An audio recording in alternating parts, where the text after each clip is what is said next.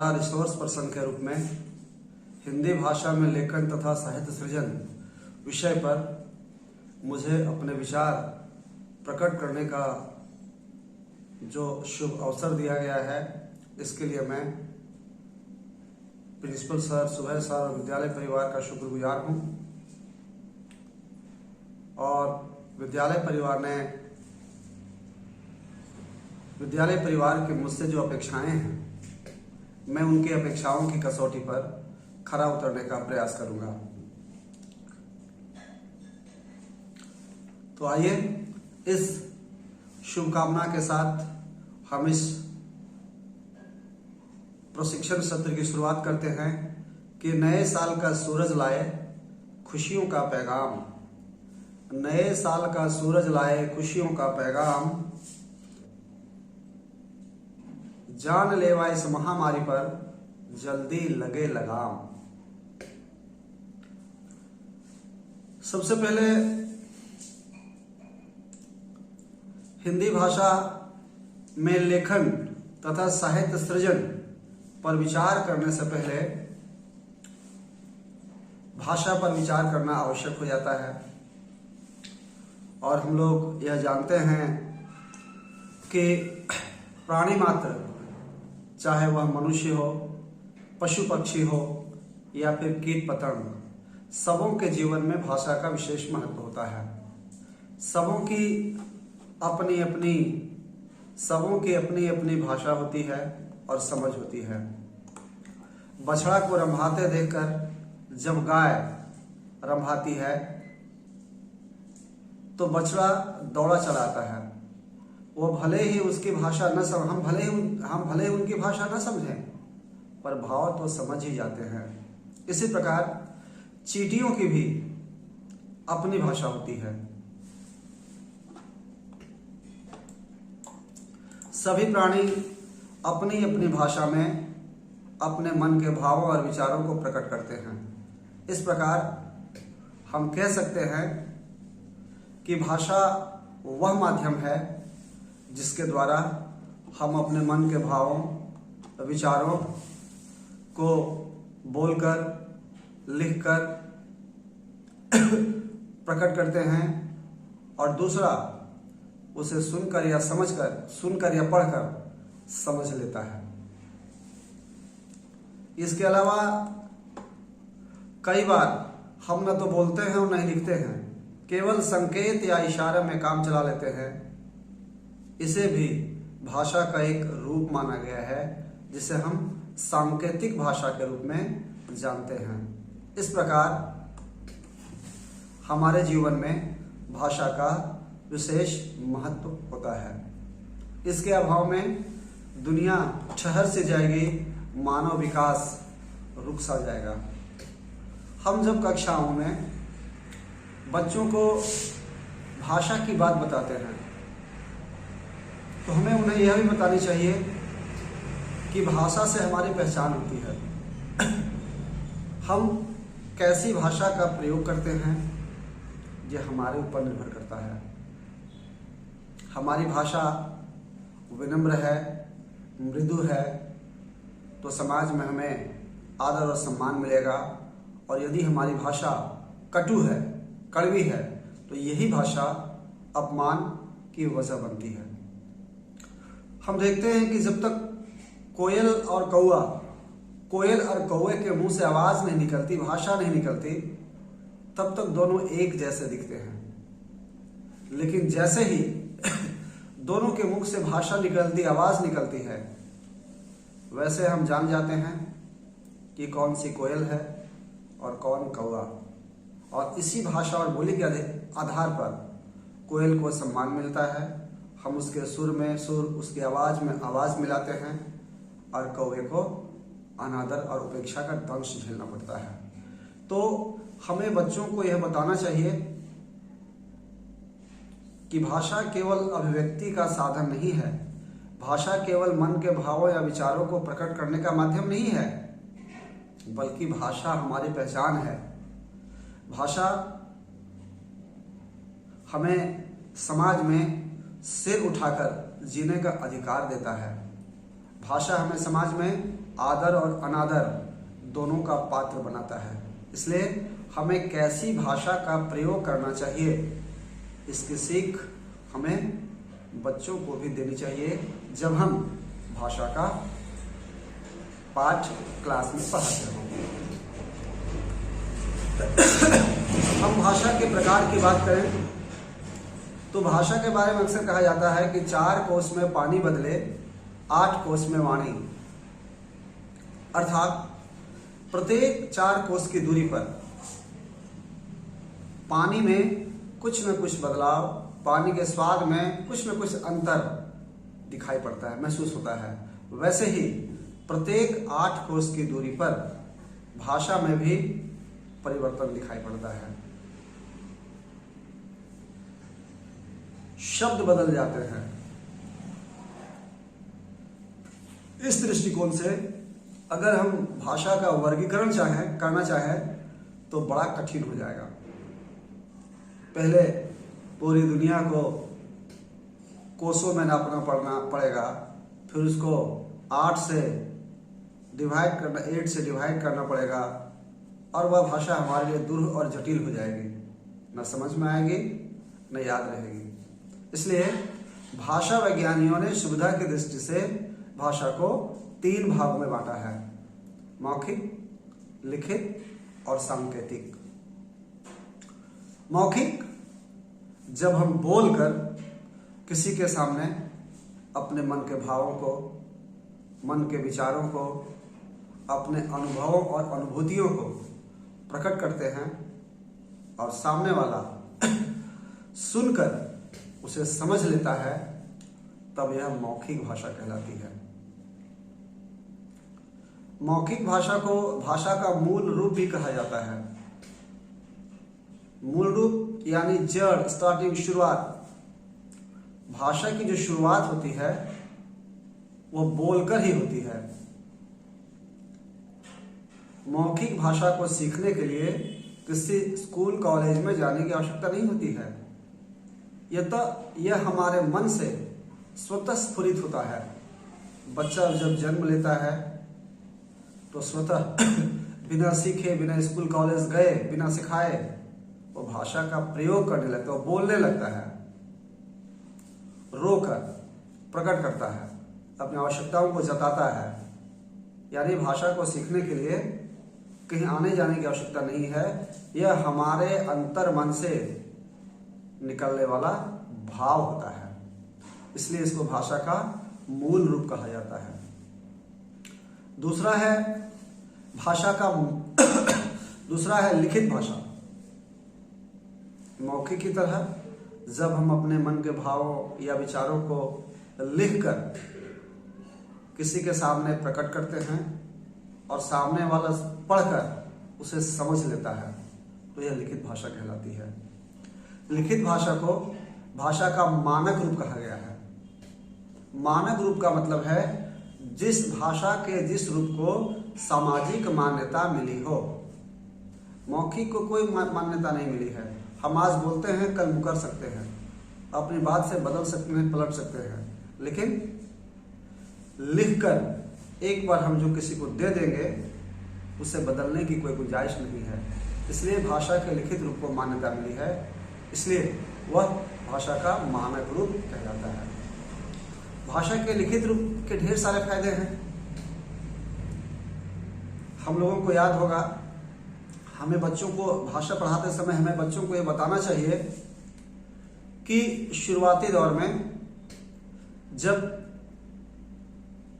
कागज का आविष्कार नहीं हुआ था, लिखित भाषा का विकास नहीं हुआ था, उस समय ज्ञान की बातों को लोग पीढ़ी दर पीढ़ी, जनरेशन बाय जनरेशन याद करा के, रटा के समाज में सुरक्षित रखते थे। लेकिन जब भोजपत्र पर, पेड़ों के छाल पर लिखना शुरू हुआ, उसी समय से हमारी लिखित भाषा संरक्षित और सुरक्षित होना शुरू हो गई थी। जैसे जैसे विज्ञान का विस्तार और प्रचार प्रसार हुआ, कागज का आविष्कार हुआ, वैसे लिखित भाषा को धरोहर के रूप में सहेज कर संजो कर रखा जाने लगा। आज हम प्रेमचंद की कहानियां पढ़ते हैं, दिनकर के दोहे पढ़ते हैं, निराला के दोहे पढ़ते हैं। इसकी वजह है लिखित भाषा। प्रेमचंद ने यूं ही किसी चौक चौराहे पर बैठकर यदि किस्से कहानियां सुनाई होती तो शायद आज उनकी कहानियां हमारे बीच नहीं होती। शायद आज उनकी कहानियों से हम अनजान होते, अपरिचित होते। लेकिन लिखित भाषा ही एक ऐसी माध्यम बनी जो लेखकों, कवियों, साहित्यकारों, दार्शनिकों के भावों और विचारों को लिखित रूप में सुरक्षित और संरक्षित रखकर हमारे सामने प्रस्तुत किया, आज जिससे हम ही नहीं पूरा विश्व लाभान्वित हो रहा है और गौरवान्वित हो रहा है। इसलिए हमारे जीवन में लिखित भाषा का विशेष महत्व है। भाषा के लिखित रूप को हम सहेज कर धरोहर के रूप में लंबे समय तक सुरक्षित रख सकते हैं। वैसे तो लोग ये भी कहते हैं कि हम अपनी आवाज को रिकॉर्ड करके भी लंबे समय तक रख सकते हैं, लेकिन उसमें अक्सर ये देखा जाता है कि अगर अपनी आवाज को हम रिकॉर्ड करके रखते हैं और ज्यादा दिनों तक उसको हम सुनते नहीं, रख देते हैं, तो वैसे वो खराब हो जाती है और बार बार अगर सुनते हैं तो घिस जाती है। किसी सिस्टम पर अगर हमने उसको रखा, फॉर्मेट हुआ, सब चला गया। लेकिन भाषा का लिखित रूप ही ऐसा है, भाषा का मात्र लिखित रूप ही ऐसा है जो एक धरोहर के रूप में, एक एविडेंस के रूप में, एक प्रमाण के रूप में हमारे पास लंबे समय तक सुरक्षित रह सकता है। अब हम बात को आगे बढ़ाते हैं और चर्चा करते हैं सांकेतिक भाषा की। कई बार ऐसा होता है कि हम न तो लिखते हैं और न ही कुछ बोलते हैं, संकेत या इशारे से काम चला लेते हैं। कोई बच्चा दूर में खड़ा है, उसको इशारा करते हैं, पास आ जाता है। कोई पास खड़ा है, उसको ऐसे इशारा करते हैं, वो चला जाता है। रेलवे स्टेशन पर ट्रेन रुकती है, गार्ड हरी झंडी दिखाता है, गाड़ी निकल पड़ती है। गाड़ी निकल पड़ती है। ट्रैफिक सिग्नल को देखकर गाड़ियां रुकती हैं, आगे बढ़ती हैं। किसी को कुछ कहने की आवश्यकता नहीं, न बोलकर बताने की आवश्यकता है, न लिखकर कहने की आवश्यकता है। केवल संकेत और इशारा मात्र से वो अपने काम को चला लेता है। लेकिन मौखिक और लिखित भाषा की तरह हर समय, हर जगह हम सांकेतिक भाषा का प्रयोग नहीं कर सकते हैं। इसका एक क्षेत्र लिमिट है, क्षेत्र सीमित है और सीमित क्षेत्र में तक ही इसका उपयोग हम कर सकते हैं। इस प्रकार हमें बच्चों को बहुत ही बारीकी से यह बताने की आवश्यकता है कि भाषा केवल अभिव्यक्ति का साधन नहीं है, बल्कि यह समाज में आदर और अनादर पाने का माध्यम भी है। इससे हमारी पहचान बनती है, यह हमें सभ्य और सुशिक्षित बनाता है, यह हमें अनुशासित और मर्यादित बनाता है। इसलिए वर्ग में, क्लास में बच्चों को भाषा का ज्ञान देते समय, भाषा पढ़ाते समय इन बातों का उल्लेख करना बहुत जरूरी हो जाता है कि भाषा हमारे लिए सब कुछ है। भाषा से हमारे संस्कार और संस्कृति की जानकारी मिलती है कि हम कैसे परिवेश में पलते हैं, कैसे माहौल में पलते हैं, हमारे आसपास में रहने वाले लोग किस प्रकार की भाषा का प्रयोग करते हैं और भाषा का हमारे ऊपर क्या प्रभाव पड़ रहा है। अब है भाषा को, अब हम राजभाषा की चर्चा करते हैं। राजभाषा क्या है? सत्र को आगे बढ़ाते हुए राजभाषा पर चर्चा करते हैं तो पाते हैं कि राजभाषा का अर्थ किसी भी देश की शासन व्यवस्था को सुचारू रूप से संचालित करने के लिए जिस भाषा का उपयोग किया जाता है, जिस भाषा को मान्यता मिलती है उसे हम राजकाज की भाषा या राजभाषा के रूप में जानते हैं। आजादी के बाद सबसे पहले मुगलों का शासन था हमारे देश में। मुगलों के राजकाज की भाषा अरबी उर्दू थी। अंग्रेजों का जमाना आया, उन्होंने राजकाज की भाषा के रूप में अंग्रेजी को विकसित किया, डेवलप किया, चर्चित किया। आजादी के बाद अब हमारी कौन सी भाषा होगी? राजभाषा के रूप में हम किसको चुने? कौन सी ऐसी भाषा है जिसमें संपूर्ण देश को एकता के सूत्र में बांधे रखने की क्षमता है? ऐसी कौन सी भाषा है जो देश के सर्वाधिक हिस्से में, सर्वाधिक राज्यों में बोली जाती है? तो इन बातों पर विचार विमर्श किया गया तो देखा गया कि हिंदी ही एक ऐसी भाषा है जिसको राजभाषा का दर्जा दिया जा सकता है। इस भाषा में संपूर्ण देशवासियों को एकता के सूत्र में बांधने की क्षमता है। हिंदी ही एकमात्र ऐसी भाषा है जो देश के सर्वाधिक राज्यों में बोली जाती है। इसलिए 14 सितंबर 1949 भारतीय संविधान के अनुच्छेद 34 में 14 सितंबर 1949 ईस्वी को हिंदी को राजभाषा के रूप में चुना गया, राजभाषा का दर्जा मिला, अंगीकार किया गया। तब से प्रत्येक 14 सितंबर को हम लोग हिंदी दिवस के रूप में भी मनाते हैं। अब है मातृभाषा। मातृभाषा को लेकर अक्सर हम लोग दुविधा में रहते हैं। हम लोग अक्सर ये मानते हैं कि हमारी मातृभाषा हिंदी है। सच भी है, हिंदी तो है ही, पर हिंदी क्यों है और कैसे है इस पर चर्चा बाद में करेंगे। लेकिन सबसे पहले यह जानने की कोशिश करेंगे कि मातृभाषा क्या है। क्लास में जब हम बच्चों को पूछते हैं कि हमारी मातृभाषा क्या है तो बच्चे टका से जवाब देते हैं हिंदी। बात सही है, लेकिन मातृभाषा का सही मायने क्या है, सही अर्थ क्या है? भाषा विज्ञानियों का मानना है कि मां जिस किसी भाषा में अपने बच्चों के साथ अपने विचारों का आदान प्रदान करती है, मैसेज को गिव एंड टेक करती हैं, वही हमारी मातृभाषा है। इस प्रकार हमारी कई मातृभाषाएं हो सकती हैं। हम अगर खोरठा में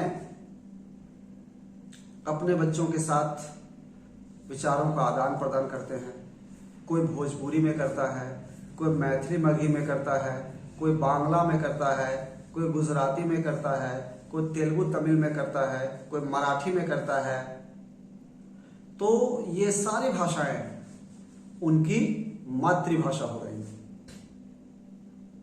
लेकिन मातृभाषा तो एक ही होना है, सारी भाषाएं तो मातृभाषा नहीं हो सकती हैं। फिर वही बात घुमा फिरा कर आ जाती है कि मातृभाषा का दर्जा हम किसको दें, कौन सी भाषा को दें? भाषा विज्ञानियों के अनुसार जो भाषा पूरे देश में सर्वाधिक लोकप्रिय है, चर्चित है, बोली जाने वाली है, उपयोग में आने वाली है, हम उसे ही मातृभाषा का दर्जा दे सकते हैं। और हिंदी एक ऐसी भाषा है जो देश के 10 से अधिक राज्यों में बोली जाती है, समझी जाती है, प्रयोग में लाई जाती है, उपयोग में लाई जाती है। इसलिए हिंदी को ही राजभाषा के रूप में, मातृभाषा के रूप में चुना गया है। संपर्क भाषा। संपर्क भाषा का मतलब है दो अलग अलग भाषा भाषी क्षेत्र के लोग, दो अलग अलग देश और भाषा भाषी के लोग जब आपस में मिलते हों और जिस भाषा के द्वारा विचारों का आदान प्रदान करते हों उसे संपर्क भाषा कहा जाता है। अभी अक्सर हम लोग यही देखते हैं कि जब दो देशों के लोग आपस में मिलते हैं तो अंग्रेजी में ही विचारों का आदान प्रदान होता है, संवाद संप्रेषण होता है। लेकिन हिंदी को भी संपर्क भाषा के रूप में, हिंदी को भी संपर्क भाषा के रूप में विकसित करने की तैयारी चल रही है। और आने वाले वर्षों में बहुत जल्द संपर्क भाषा के रूप में हिंदी की पूरे विश्व में, संपूर्ण विश्व में अपनी एक अलग पहचान होगी। राष्ट्रभाषा, राष्ट्रभाषा क्या है? जो भाषा संपूर्ण राष्ट्र को एकता के सूत्र में पिरो कर रखे, बांध कर रखने की क्षमता रखता हो, कैपेसिटी रखता हो, वही तो राष्ट्रभाषा है। हिंदी हमारी राष्ट्रभाषा है, पर संविधान में राष्ट्रभाषा का दर्जा इसको अभी तक नहीं मिला है। हिंदी को राष्ट्रभाषा के रूप में देखना फादर कामिल बुल्के का सपना था, और उनका सपना उनके जीते जी पूरा ना हो सका। अभी भी संवैधानिक रूप से भले ही हम हिंदी को राष्ट्रभाषा मान बैठे हैं, लेकिन संवैधानिक रूप से हिंदी को राष्ट्रभाषा का दर्जा नहीं मिला है। हिंदी को संविधान में जो दर्जा मिला है वह राजभाषा के रूप में शासन व्यवस्था को सुचारू रूप से संचालित करने के लिए इसको मान्यता मिली है। राष्ट्रभाषा का दर्जा हिंदी को अभी तक नहीं मिल पाई है। भारत के प्रमुख 10 ऐसे भारत में 10 से अधिक राज्यों में हिंदी का प्रचलन होता है, प्रचार प्रसार होता है, बोला जाता है, उपयोग होता है। स्लाइड 2, लेखन। लेखन में कई सारी चीजें आती हैं। हिंदी भाषा में लेखन और साहित्य सृजन, तो लेखन के अंतर्गत कई सारी चीजें आती हैं। उनमें से पत्र लेखन है। पत्र लेखन क्या है? हम लोग जानते हैं कि पूर्व में पहले विचारों के, समाचारों के संप्रेषण का, समाचारों के आदान प्रदान का एकमात्र साधन पत्र हुआ करता था, चिट्ठियां होती थी। चिट्ठियों के द्वारा ही, भले उसमें थोड़ा समय लगता था, 10 दिन 15 दिन एक दूसरे का हालचाल जानने में लग जाता था, लेकिन माध्यम यही थी, चिट्ठियां ही हमारी माध्यम थी। और भारत में चिट्ठियों की बहुत पुरानी और अनूठी परंपरा रही है। हालांकि बदलते संचार माध्यमों के बीच पत्रों का प्रचलन थोड़ा सा कम हुआ है, लेकिन इसकी महत्ता समाप्त नहीं हुई है। Internet, telephone, Instagram, social sites, messenger, Facebook, WhatsApp आदि के विकसित होने के बाद भी चिट्ठियों का महत्व घटा नहीं है। चिट्ठियों में जिस अपनापन का एहसास होता है, चिट्ठियों में जो अपनापन है, प्रेम है, झलकता है, दिखाई पड़ता है, वह संचार के दूसरे माध्यमों में नहीं है। चिट्ठियों के उस समय चिट्ठियां केवल समाचारों के आदान प्रदान भर सीमित नहीं थी। चिट्ठियों के द्वारा लोग अपने बच्चों का मार्गदर्शन भी करते थे। हमें बच्चों को इस बात को बताना होगा कि चिट्ठियां केवल समाचारों के आदान प्रदान का माध्यम नहीं थी, साधन नहीं थी। चिट्ठियों के द्वारा, पत्रों के द्वारा हम या पहले के लोग अपने बच्चों का मार्गदर्शन भी करते थे। हमें बच्चों को यह बताना होगा कि आज़ादी की लड़ाई के दौरान नेहरू जी जब जेल में बंद हुआ करते थे, तो अपनी बेटी इंदिरा गांधी को चिट्ठी लिखकर उनका मार्गदर्शन करते थे।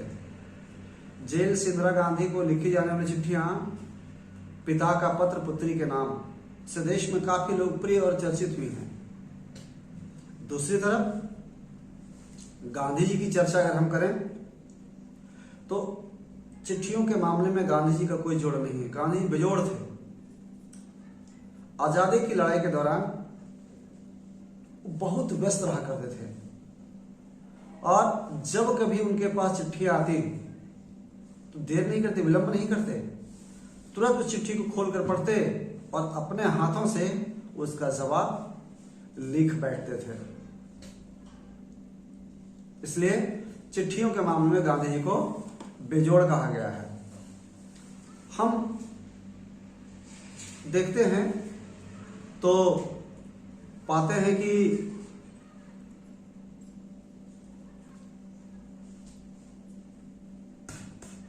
चिट्ठी की एक और चर्चा होती है।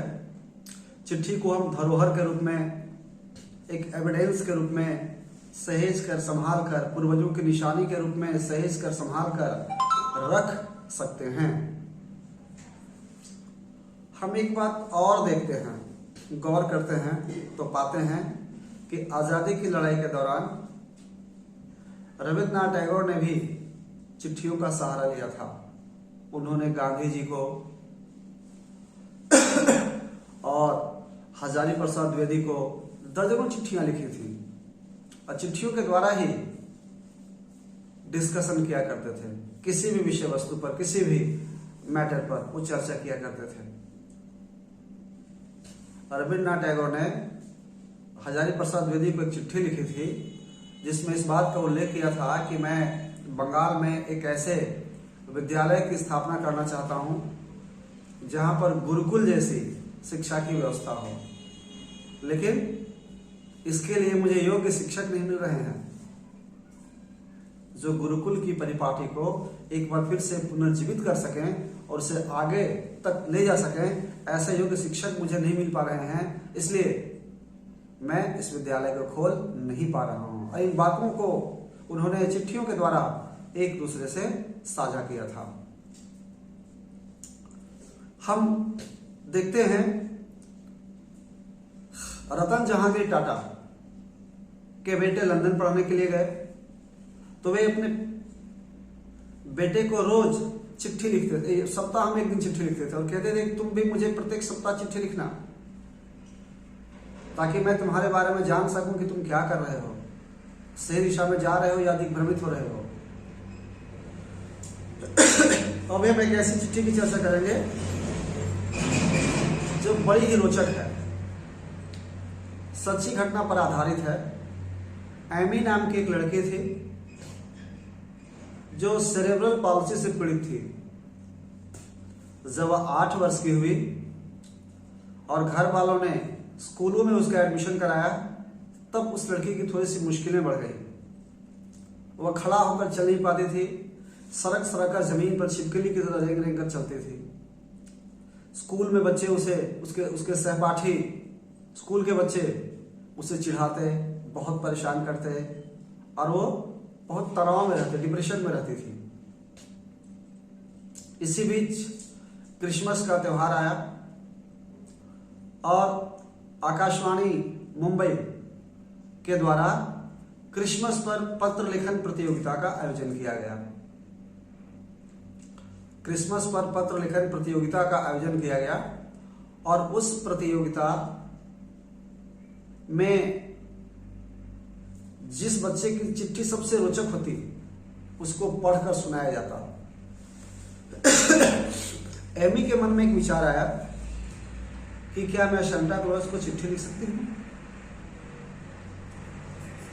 क्या सांता क्लॉज मेरी मदद करेगा? मैं कुछ नहीं चाहती, मैं अपने जीवन में सिर्फ एक दिन ऐसा चाहती हूं जिस दिन लोग मेरे साथ प्रेम का व्यवहार करें, हमारे प्रति सहानुभूति दिखाएं, हमसे कोई घृणा न करे, कोई चिढ़ाए नहीं, कोई परेशान नहीं करे। अपने जीवन में मात्र एक दिन ऐसा चाहती हूं। और उसने सांता क्लॉज को चिट्ठी लिख दी, यानी जो रेडियो स्टेशन था, स्टेशन मास्टर के नाम से वो चिट्ठी लिख दी। बड़ी रोचक चीज और मजेदार चिट्ठी लिखा। प्रिय सांता क्लॉज, मेरा नाम एमी है। मैं 8 वर्ष की एक लड़की हूं और सेरेब्रल पॉल्सी से पीड़ित हूं। इस कारण से मैं खड़ा होकर चल नहीं पाती। टोले मोहल्ले में लोग मुझे चिढ़ाते हैं, ताने उलाने देते हैं। विद्यालय में मेरे साथ अच्छा व्यवहार नहीं होता है। सहपाठी और विद्यालय के अन्य छात्र मुझे परेशान करते हैं।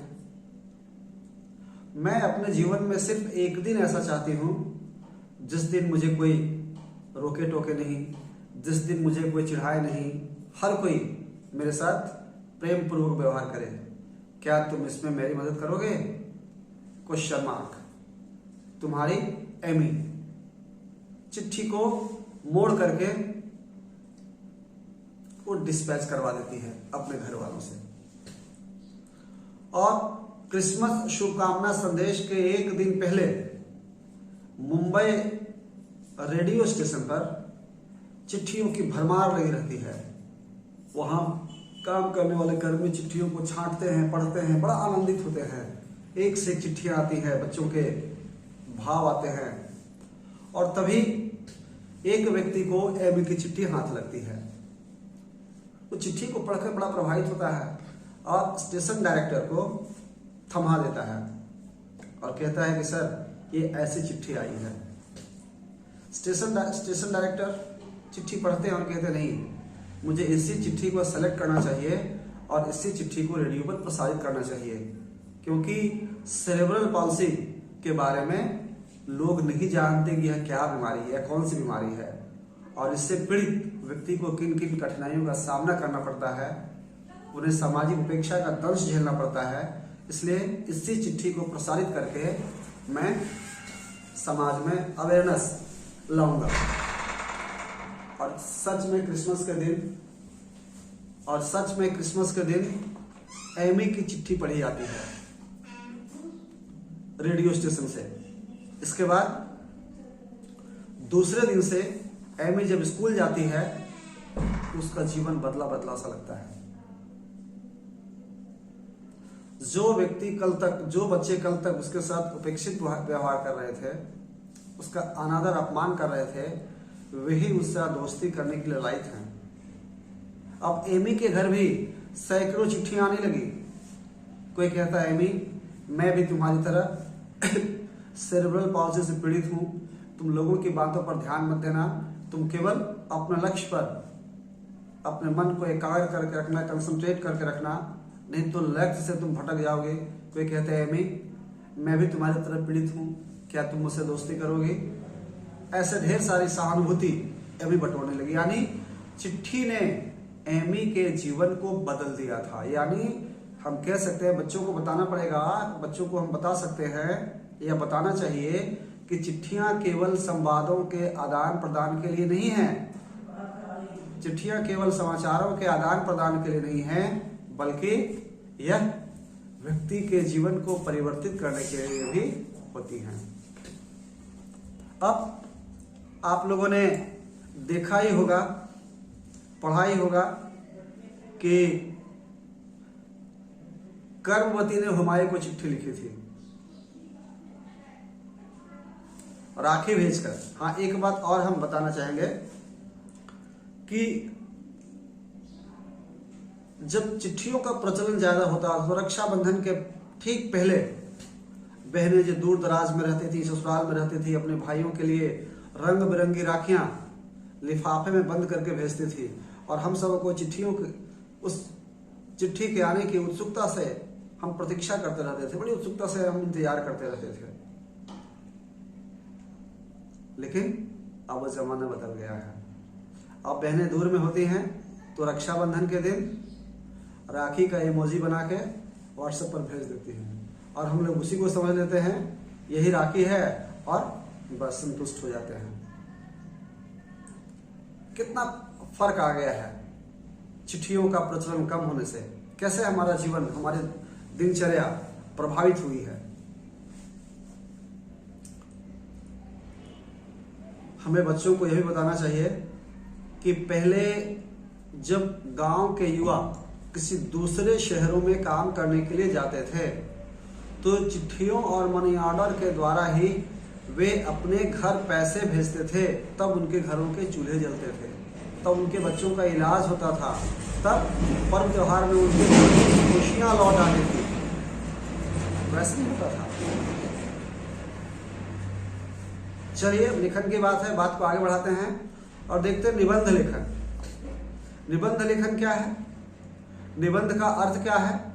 निबंध का अर्थ होता है नेह जोड़ बंध, जिस पर किसी प्रकार का कोई बंधन नहीं हो।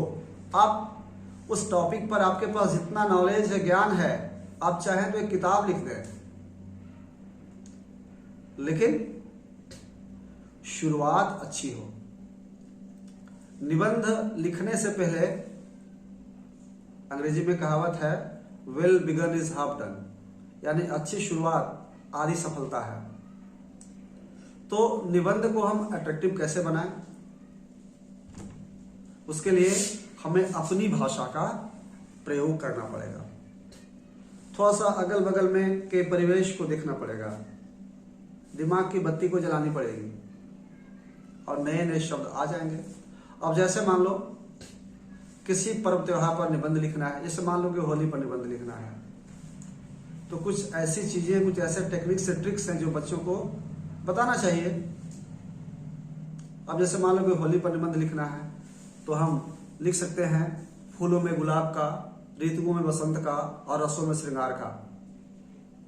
जो स्थान है ठीक वही स्थान त्योहारों में होली का है, दिवाली का है, रक्षाबंधन का है, दुर्गा पूजा का है। हम इसकी शुरुआत ऐसे भी कर सकते हैं, अपने अपने मन की बात है, किसी को खट्टा अच्छा लगता है, किसी को मीठा तो किसी को नमकीन, कोई फीका दूध पीना पसंद करता है तो कोई मिर्चों वाली चाट। ठीक इसी प्रकार देश में कई प्रकार के त्योहार मनाए जाते हैं। इन त्योहारों में मुझे होली सबसे अच्छी लगती है, दशहरा सबसे अच्छा लगता है, दीपावली सबसे अच्छी लगती है। हम ऐसे भी शुरुआत कर सकते हैं कि भारत विभिन्न रंगीन पर्वों का एक रंगमंच है। यहाँ कोई रामनवमी के मेले में खो जाता है तो कोई दीपावली के पटाखों की शोर में डूब जाता है, तो कोई दीपावली के पटाखों की शोर में डूब जाता है। किसी को छठ का अर्घ्य अपनी ओर आकर्षित करता है तो किसी का मन दुर्गा पूजा के मेले में लगे झूले में झूलता नजर आता है। लेकिन मेरा मन तो होली के रंगों में ही रचता बसता है। इस प्रकार की शुरुआत हम कर सकते हैं। एक कहावत है, अंत भला तो सब भला। दो चीजें ध्यान दी जाती हैं, स्टार्टिंग और एंडिंग। कैसे हम शुरू करें और कैसे हम अंत करें, इन दो बातों पर अगर हम ध्यान दे दें तो हमारा पूरा का पूरा टॉपिक बहुत अच्छा बन जाएगा, अट्रैक्टिव होगा और बच्चों को अच्छे अंक भी मिलेंगे।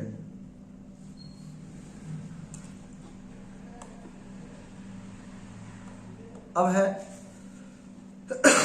अनुच्छेद लेखन।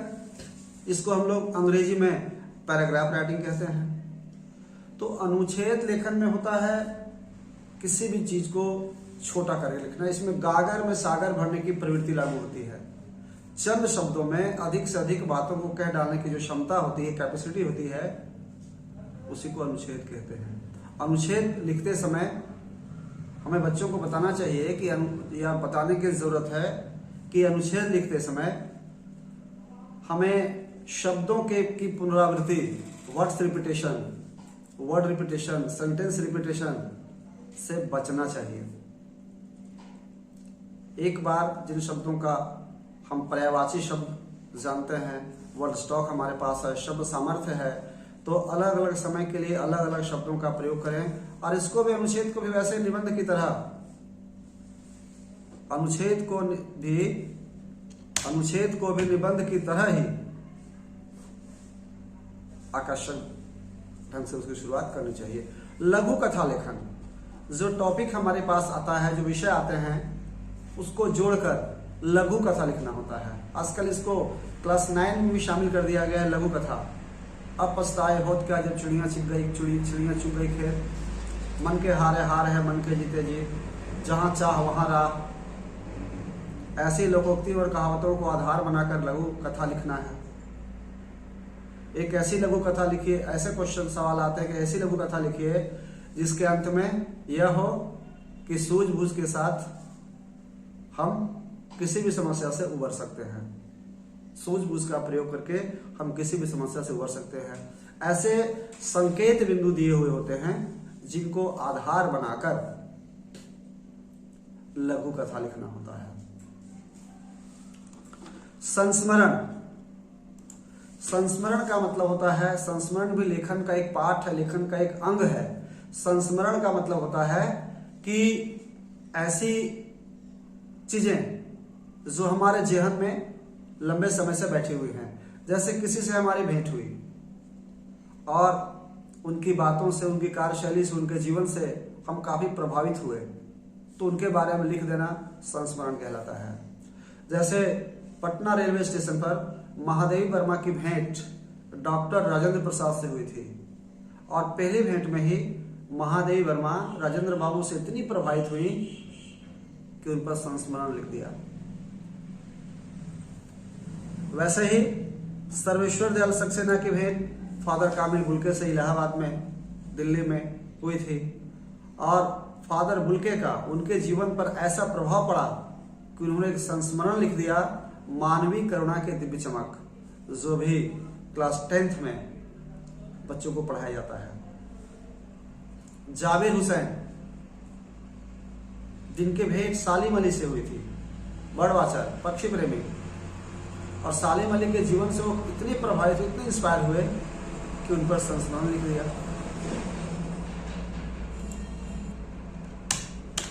तो इस प्रकार हम संस्मरण को लिखते हैं।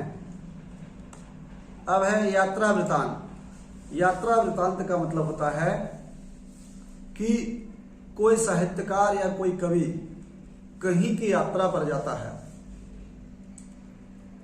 तो उसके बारे में लिखना, वहां की संस्कृति, वहां की सभ्यता, वहां की प्रकृति, वहां का रहन सहन, वहां का जीवन स्तर, वहां का लाइफ स्टाइल, वहां की महिलाओं की स्थिति की तुलना अपने देश से की जाती है।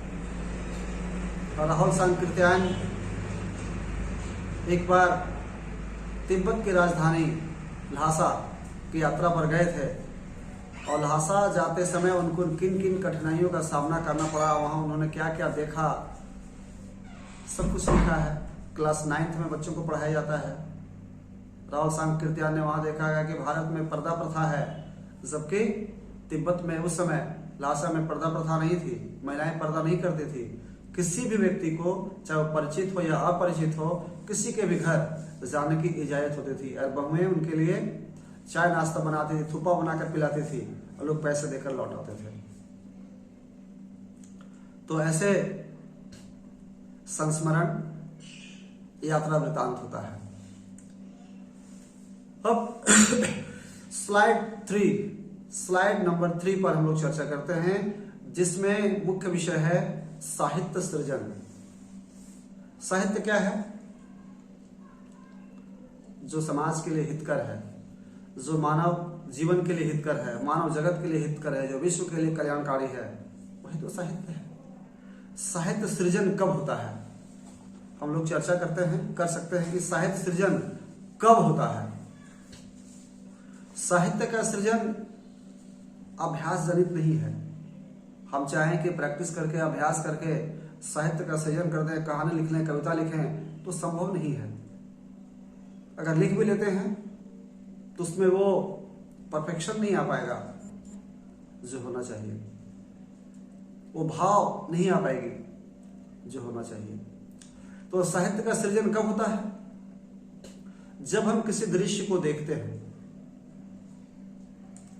जब हम किसी दृश्य को देखते हैं, किसी वाक्य को सुनते हैं, तो हमारे मन की जो भावनाएं हैं, हमारे मन के जो भाव हैं, वे समुद्र की लहरों की तरह उफान में आने लगते हैं और वही भाव शब्दों का रूप लेकर कभी कविता के रूप में तो कभी कहानी के रूप में हमारे सामने प्रकट होते हैं और वो साहित्य का रूप ले लेता है।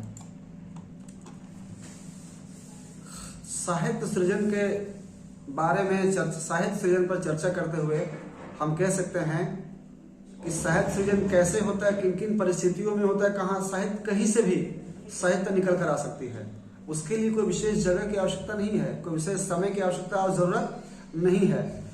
कहाँ से साहित्य का सृजन हो सकता है, साहित्य का सृजन कहाँ से हो सकता है, वो हम देख सकते हैं। एक बार निराला जी इलाहाबाद की सड़कों पर कहीं जा रहे थे।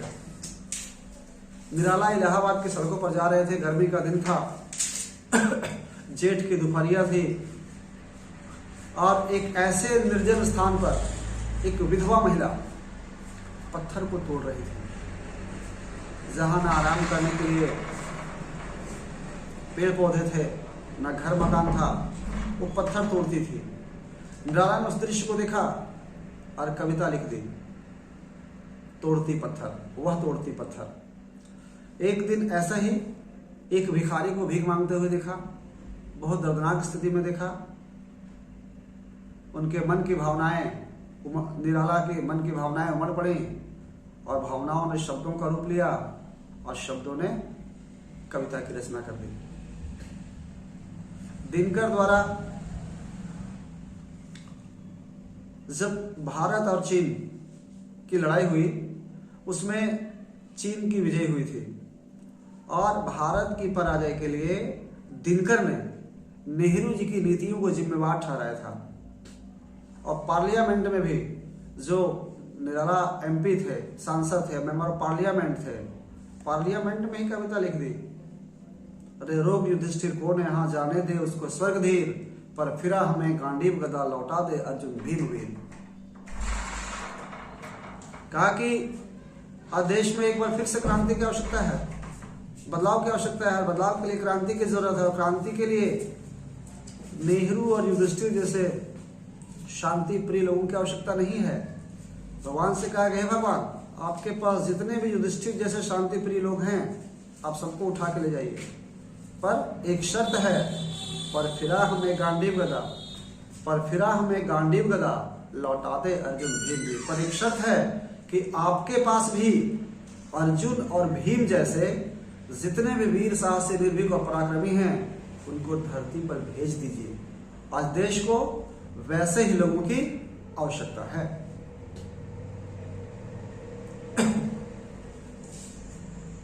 सुमित्रानंदन पंत एक दिन सुबह उठे, देखा कि पूर्व दिशा में लालिमा छा गई है, सूर्योदय होने वाला है, चिड़ियां कलरव कर रही, चहचहा रही हैं। उनके मन में सवाल उठा, अरे मनुष्य तो सोया होगा अभी तक, चिड़ियां पहले कैसे जग गई, उनको पहले सूर्योदय होने की जानकारी कैसे मिल गई। मन में भावनाएं उमड़ने घुमड़ने लगी और लिख दिए प्रथम रश्मि का आना रंगनी, तूने कैसे पहचाना, कहाँ कहाँ है बाल बेहंगनी, पाया तूने यह गाना। चिड़िया के बच्चों से सवाल कर दिया कि सूर्योदय के स्वागत में, सूर्योदय की सबसे पहले जानकारी तुम्हीं को कैसे मिली, और उनके स्वागत में तुमने ये जो मधुर गान शुरू किया है, गान किया है, शुरू किया है, इसको तुमने कहां से सीखा, किसने बताया, मुझे बताओ। मनुष्य इस धरती पर सबसे विवेकशील प्राणी है, पर सूर्योदय होने की जानकारी उसे तब मिलती है जब खिड़की से धूप छनकर कमरे में प्रवेश करता है, घड़ी की अलार्म बजती है, या फिर घर वाले कान पकड़ के उठा रहे, उठ सुबह हो गई है, अभी तक सोया हुआ है, तब पता चलता है कि सच में सुबह हो गई है। बाबा नागार्जुन, जिनका असली नाम बैद्यनाथ मिश्र था, बिहार के रहने वाले थे, बैठे हुए थे, मानसून आ गया था, बारिश नहीं हो रही थी, आकाश में बादल उमड़ घुमड़ कर लौट जा रहे थे। उन्होंने कविता लिख दी, और नंबे मंडराते बादल बेबरसे मत जा।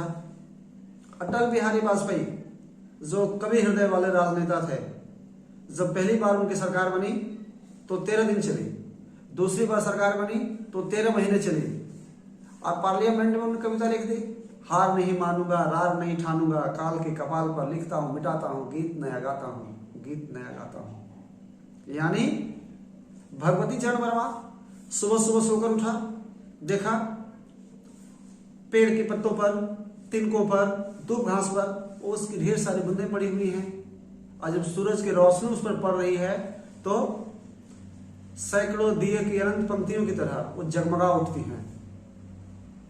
उस दृश्य को देखकर उनके मन में भाव आया, विचार आया, और इन भावों विचारों ने कविता का रूप ले लिया। पड़ी उसकी थी कुछ बूंदें झिलमिल झिलमिल पत्तों पर, उनमें जाकर दिया जलाकर जो मुस्काई एक किरण, एक किरण से बदल गया जब चिड़ियां गाते गीत चली, हवा चली हिल उठे पेड़ सब, जो मुस्काई एक किरण। तो कहने का मतलब यह है कि जो साहित्य का सृजन होता है वो अभ्यास से नहीं होता है। साहित्य का सृजन मन के भावों से होता है, कल्पनाओं से होता है, मन के भावों से होता है, कल्पनाओं से होता है। और कल्पना, सोच कहीं से भी ली जा सकती है। एक छोटा सा आप उदाहरण देखिए, कहीं से भी ली जा सकती है। एक छोटी सी कविता है। अब जैसे मान लीजिए अभी है, परिवेश है, ऑनलाइन क्लासेस की प्रक्रिया चल रही है, हम इस पर तुकबंदी कर सकते हैं। बच्चों को बता सकते हैं तुकबंदी लिखो जी, 4 लाइन 5 लाइन का रैमिंग करो। बच्चे जोड़ के तोड़ के बनाना शुरू करेंगे। आप जब क्लास में जाते हैं, हम जब क्लास में जाते हैं, जब शिक्षक क्लास में जाते हैं, उनको भी चाहिए कि कभी कभी छोटी छोटी तुकबंदी कर दीजिए किसी बात को लेकर। इससे क्या होगा, क्लास का माहौल भी हल्का हो जाएगा और बच्चे भी तुकबंदी के लिए प्रेरित होंगे और यहीं से साहित्य सृजन का जो बीज है वो अंकुरित होना शुरू हो जाएगा। और जब बीज अंकुरित होगा तो साहित्य का वृक्ष भी बनेगा, बढ़ेगा, फलेगा, फूलेगा, पुष्पित और पल्लवित होगा। अब एक बाल कल्पना है, एक बच्चा सोया हुआ है, कहां कहां से साहित्य का सृजन हो सकता है और कैसे कैसे साहित्य का सृजन हो सकता है, इसका एक छोटा सा एग्जाम्पल मैं आप लोग को दे रहा हूं कि एक छोटा सा बच्चा सोया हुआ है और सपने में भगवान सूरज से उसकी भेंट हो जाती है और एक कवि उसको कविता का आधार बना लेता है। वो बच्चा भगवान सूरज को चाहता है कि हम धरती पर ले जाएंगे, बड़ा मजा आएगा, लेकिन उसे पता नहीं है कि भगवान सूरज धरती पर आएंगे तो क्या होगा। इतनी दूरी पर सूरज है, इसको गर्मी से हम पूरी धरती तवी की तरह जलती है, हमसे परेशान हो जाते हैं। और सूरज धरती पर आएंगे तो क्या होगा, हो सकता है सूरज का आकार धरती से भी बड़ा हो, लेकिन बाल कल्पना है, कहां साहित्य का सृजन हो रहा है। बच्चा कह रहा है, सुनिए, बच्चा कह रहा है कि कवि कहते हैं कि बच्चा भगवान सूरज से कह रहा है कि हे प्रभु, क्या आकाश में घूमने का आपका एक ही रूटीन है? यदि यहां मन न लगे तो नीचे आ जाना, मेरे पास बहुत बड़ी जमीन है। हाल ही में तो आमिर खान ने तारे जमीन पर लाया था, हाल ही में तो आमिर खान ने तारे जमीन पर लाया था। वैसे ही प्रभु मैं भी आपको जमीन पर ले जाऊंगा और भारत और पाकिस्तान के बीच होने वाले डे नाइट क्रिकेट मैच दिखाऊंगा, बड़ा मजा आएगा। जब आप धरती पर आएंगे तो यह दुनिया का पहला ऐसा मैच होगा जो डे नाइट होते हुए भी डे एंड डे रह जाएगा। वैसे लंच ब्रेक में मैं अपने घर से कच्चा मक्का लाऊंगा और आपके पैरों से सटाकर पॉपकॉर्न बनाकर खाऊंगा। मैच के दौरान अगर बारिश हो जाए तो पिच के सारे पानी को सोख लेना और यदि खिलाड़ियों के लिए कोल्ड ड्रिंक्स आ जाए तो अपने आप को रोक लेना। देखिए कहां से साहित्य का सृजन हो रहा है, कैसे साहित्य का सृजन हो रहा है। लगातार साहित्य निकल रहा है। अब ऑनलाइन क्लास की परंपरा चल रही है, ऑनलाइन क्लासेस चल रहे हैं अभी, तो हम उस पर तुकबंदी क्लास में कर सकते हैं, बच्चों को प्रेरित कर सकते हैं कि देखो कैसे बदल रहा है शिक्षा का स्वरूप, देखो कैसे बदल रहा है शिक्षा का स्वरूप। ऑनलाइन सब पढ़ा रहे हैं बना बना कर गुरु। देखिए साहित्य का सृजन होते चला जा रहा है। जब किसी दृश्य को हम देखते हैं तो हमारे मन में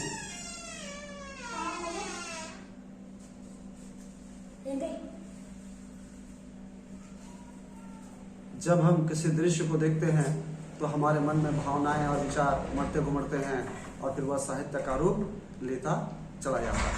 हाल ही में आप लोगों ने देखा होगा कोरोना काल में कि हम सब कैसे डरे सहमे से अपने अपने घरों में कैद थे, पर देश के जो पुलिस के जवान हैं वो इस विषम परिस्थिति में भी चौक चौराहों पर खड़ा होकर ट्रैफिक को नियंत्रित करने में, लोगों को जागरूक बनाने में, समझाने बुझाने में, घर भेजने में व्यस्त थे, जान को जोखिम में डालकर। इस दृश्य को देखने के बाद मेरे मन में भी कुछ भावनाएं आई और मैंने तुकबंदी करने की कोशिश की और एक अच्छी खासी कविता बन गई।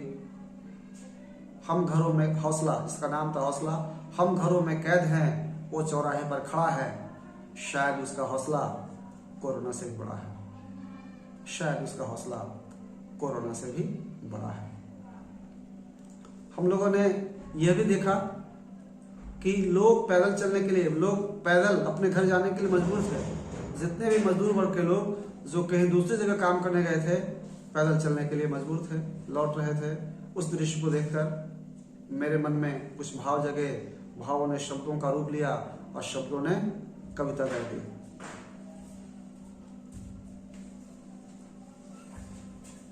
जब निर्भया हत्याकांड हुआ था, उस समय मेरी भावनाएं आहत हुई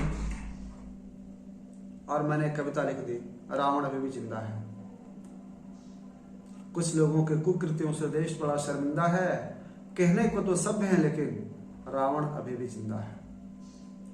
तो इस तरह की परिस्थितियों में साहित्य का सृजन होता है। अब एक बात और है, हमारे ही कलीग थे, हम एक बात और कह सकते हैं कि जनसंख्या नियंत्रण पर कुछ हास्य व्यंग की कविताएं हैं, कैसे हम इसको सुझा सकते हैं, जल संरक्षण पर है, वैसे ही है। अब समय भी हो गया है और एक थोड़ी सी चर्चा और बाकी रह गई है। जब साहित्य का सृजन तो हो रहा है, ठीक है, पर साहित्य का स्वरूप कैसा हो, साहित्य कैसा होना चाहिए? तो साहित्य के स्वरूप पर अगर हम चर्चा करेंगे तो देखेंगे कि साहित्य ऐसा होना चाहिए जो समाज को नई दिशा दे सके, समाज की कुरीतियों को, समाज की बुराइयों को, समाज में फैले अंधविश्वास को, रूढ़िवादी परंपरा और विचारधाराओं का अंत करने वाला होना चाहिए, न कि समस्या पैदा करने वाला हो। इसमें सामाजिक चेतना का बोध हो, इसमें अश्लीलता और फुहड़ता का समावेश नहीं हो। हमारा साहित्य बिल्कुल वैसा ही होना चाहिए। अब हाल के दिनों में आप लोगों ने देखा होगा कई प्रकार के गीत फिल्मों में आए हैं, तो उन गीतकारों को समाज से कोई लेना देना नहीं है। वे अर्थोपार्जन के लिए, धनोपार्जन के लिए साहित्य की रचना कर रहे हैं, कविता लिख रहे हैं, गीत लिख रहे हैं। वे ऐसे गीत की रचना कर रहे हैं जिस पर पैसों की बरसात हो। उन गीतों का देश के युवा पीढ़ी पर क्या प्रभाव पड़ेगा, देश की युवतियों पर क्या प्रभाव पड़ेगा, देश की संस्कृति कैसे आहत होगी, इससे उनका कोई सरोकार नहीं है, तो वो साहित्य नहीं हो सकता। हम उसको साहित्य की श्रेणी में शामिल नहीं कर सकते हैं। इसलिए जब भी हम साहित्य का सृजन करें तो एक स्वस्थ परिपाटी, एक स्वस्थ परंपरा की शुरुआत हो, एक ऐसे साहित्य की रचना करें, एक ऐसे साहित्य का सृजन करें जो युवाओं के लिए प्रेरणा का स्रोत हो, युवाओं को दिग्भ्रमित न करे, उसे नई दिशा दिखाए। तो इन्हीं बातों के साथ अब आज के इस शिक्षण प्रशिक्षण सत्र का समापन करते हैं। धन्यवाद।